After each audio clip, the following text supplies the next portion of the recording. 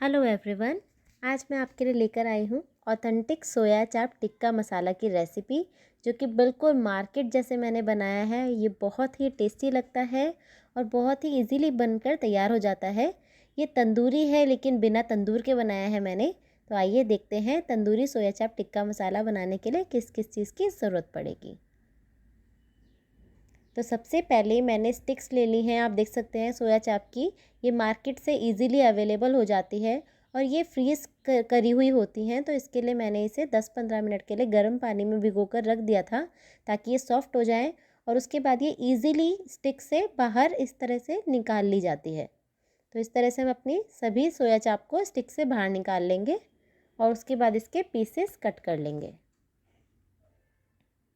ये देखिए, हमने सोया चाप अपने सभी स्टिक से बाहर निकाल लिए हैं। ठीक, अब हम इसका मसाला तैयार कर लेंगे, जिसके लिए मैंने कढ़ाई में 1 चम्मच ज़ीरा ऐड कर लिया है। 1 दालचीनी का छोटा टुकड़ा मैंने ऐड कर लिया है यहाँ पर। 3 मैंने यहाँ पर कश्मीरी लाल मिर्च ले ली हैं। 1 बड़ी इलायची और 2 लौंग मैंने यहाँ पर ले ली है। इन सभी चीज़ों को हमें, और 1 मैंने छोटी इलायची ले ली है, हरी इलायची जिसे बोलते हैं। अब इन सबको हमें ड्राई रोस्ट करना है। लो मीडियम फ्लेम पर हम इनको सभी मसालों को ड्राई रोस्ट कर लेंगे। इससे फ्लेवर बहुत ही अच्छा आ जाता है हमारा सोया चाप टिक्का मसाला में। और बस इसको हमें हाई फ्लेम पर नहीं करना है। जैसे ही हमारा मसाला अच्छे से भुन जाए, खुशबू आने लगे, तो हमें गैस को ऑफ कर लेना है और इसको उसके बाद हम मिक्सी में थोड़ा पीस लेंगे। बस ये हमारा मसाला भुन चुका है और अब हम इसे ठंडा करके पीस लेंगे।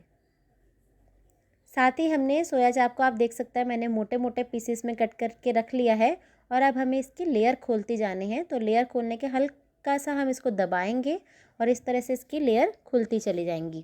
लेयर खोलना इसलिए ज़रूरी है ताकि जो हम मसाला बनाएंगे, मसाला इसमें हम मैरिनेट करेंगे, तो मसाला अंदर तक चले जाए, फ्लेवर अंदर तक आए हमारे सोया चाप में। और आप देख सकते हैं अभी दोनों हमारे चाप में कितना डिफरेंस है। एक हमारी लेयर खुल चुकी है, दूसरी हमारी नहीं खुली है। तो बस इसी तरह से हमें अपने सारे सोया चाप की लेयर्स खोल लेनी है। साइड बाय साइड मैंने प्याज और शिमला मिर्च को मोटा मोटा काट कर रख लिया है। इसी तरह से हमें लेना है। अब मैरिनेट करने के लिए मैंने दही ले ली है 4-5 चम्मच। उसमें सबसे पहले मैं थोड़ी सी कसूरी मेथी हाथ से क्रश करके ऐड कर रही हूँ। ये वो मसाला है जो हमने बनाया था, भुना था, उसको हमने पीस लिया है। 1 चम्मच नमक मैंने ऐड कर लिया है यहाँ पर। आधी चम्मच लाल मिर्च मैं ऐड कर रही हूँ। आधी चम्मच ही मैंने काली मिर्च ली है। काला नमक मैंने ले लिया है आधी चम्मच। और सबसे लास्ट में मैंने यहाँ पर 3/4 चम्मच चाट मसाला ले लिया है और थोड़ी सी 1/4 चम्मच हल्दी ऐड कर ली है। सभी मसालों को अच्छे से मिक्स कर लेना है दही में। कसूरी मेथी भूलिएगा नहीं, क्योंकि इसमें मेन इंग्रेडिएंट होता है जब भी आप टिक्का मसाला बनाने जाते हैं तब। इसमें थोड़ा सा मैंने बटर ऐड कर लिया है, जो कि बहुत ज़रूरी है, बिल्कुल मत भूलिएगा। 1-1.5 चम्मच मैंने यहाँ पर बटर ऐड कर लिया है। इससे फ्लेवर बहुत अच्छा आता है। अब साथ ही सारे चाप को हमें मैरिनेट करने के लिए बोल में डाल लेना है। और जो हमने साथ में प्याज और शिमला मिर्च काट कर रखी थी, वो भी हम इस बोल में ऐड कर लेंगे और अपने मसाले को अच्छे से मिक्स कर लेंगे, मैरिनेट कर लेंगे सभी चीज़ों को अच्छे से। तो मेरा वो बोल छोटा पड़ रहा था, मैंने बड़ा बोल ले लिया है और अब इस बोल में मैं मिक्स कर लूँगी अपने सभी मसालों को हाथ से, ताकि इसमें अंदर तक फ्लेवर चले जाए। बस ये देखिए, अच्छे से मैंने मिक्स कर लिया है अपने मसालों को और अब मुझे इसे आधे घंटे के लिए ढककर रख देना है, ताकि इसके अंदर तक मसाला चले जाए और टेस्ट बहुत ही अच्छा आए। तो हम आधे घंटे के लिए इसे साइड में रख देंगे। 25-30 मिनट हो चुके थे और अब मैं यहाँ पर इसमें कोयले के लिए स्मेल दे रही हूँ। तो मैंने सबसे पहले फॉइल पेपर रख लिया है, कोयले को अच्छे से गर्म कर लिया है और अब मैं इसके ऊपर हल्का सा बटर ऐड कर दूँगी, जिससे फ्लेवर बहुत ही अच्छा आएगा। आप चाहे तो स्किप भी कर सकते हैं, लेकिन इससे तंदूरी फ्लेवर आ जाता है बहुत ही अच्छा। तो इसलिए मैंने यहाँ पर कोयले को हीट करके ढक कर रख लिया है।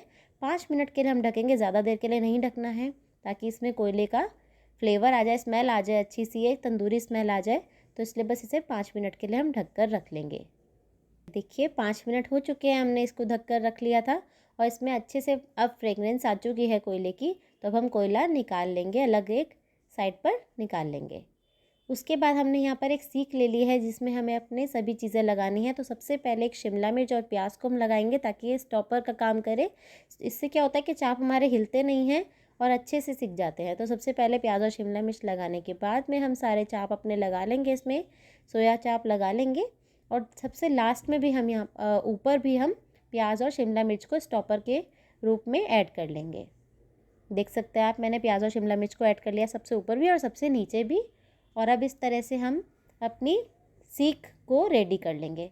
ये देख सकते हैं आप, मैंने सीख को रेडी कर लिया है और अब इसे लो मीडियम फ्लेम पर हमें इसे 2-3 मिनट के लिए लगातार सेकते जाना है। आप चाहे तो एक बड़ी टूथपिक लेकर, अगर आपके पास ये इस तरह की सीख नहीं है, आप बड़ी टूथपिक से भी सेक सकते हैं, और वरना आप फ्राई पैन में भी हल्का सा ऑयल ऐड करके इसे अच्छे से सेक सकते हैं अगर आपके पास नहीं है। 2-3 मिनट के लिए मैंने सेक लिया है इसको। आप देख सकते हैं हल्के से ब्लैक स्पॉट आ चुके हैं। अब इस पर थोड़ा थोड़ा बटर लगाना है और उसको दोबारा से 1 मिनट के लिए हम लो मीडियम फ्लेम पर ही सेक लेंगे, ताकि बाहर से क्रिस्प बना रहे और अंदर से बहुत ही सॉफ्ट हमारे चाप बनकर रेडी हो जाए। मैंने बहुत कम ऑयल में बनाया है इसको, आप देख सकते हैं मैंने कोई फ्राई नहीं किया है, तो इससे बहुत ही अच्छा टेस्ट आता है और हेल्दी बनकर ये रेडी होते हैं। बस इस तरह।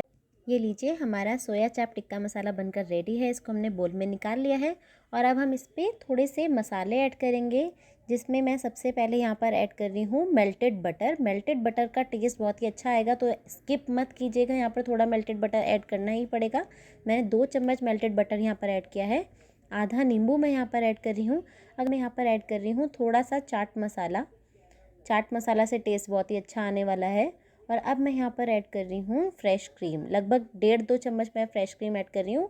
ये बिल्कुल ऑप्शनल है, आप चाहे तो स्किप भी कर सकते हैं, लेकिन इससे बिल्कुल बाहर वाला फ्लेवर आता है जैसे बाहर मार्केट में मिलता है।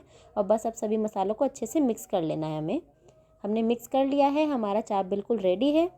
और अब हमने इसको सर्व करने के लिए निकाल लिया है अपनी प्लेट में। चटनी के साथ सर्व कर लिया, किसी भी तरह की चटनी के साथ इसको सर्व कर सकते हैं। हमारा ऑथेंटिक सोया चाप टिक्का मसाला बनकर बिल्कुल रेडी है। तो अगर आपको मेरी वीडियो पसंद आई हो तो प्लीज़ वीडियो को लाइक शेयर करना मत भूलिएगा। चैनल को सब्सक्राइब करके बेल आइकन ज़रूर दबाइएगा। मैं आपसे दोबारा जल्दी ही मिलती हूँ। Bye bye.